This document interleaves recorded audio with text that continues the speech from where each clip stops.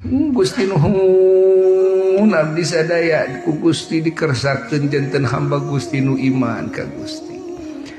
Janten hamba Gusti anu Islam ka Gusti nuhun Gusti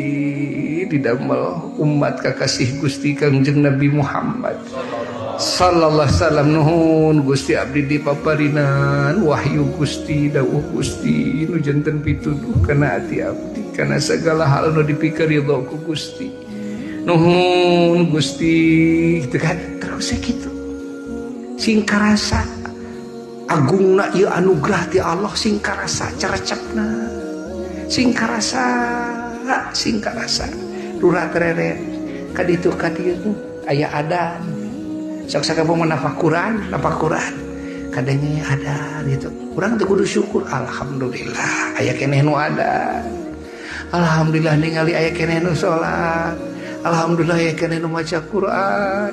alhamdulillah aya keneh nu puasa alhamdulillah aya keneh masjid alhamdulillah aya keneh ulama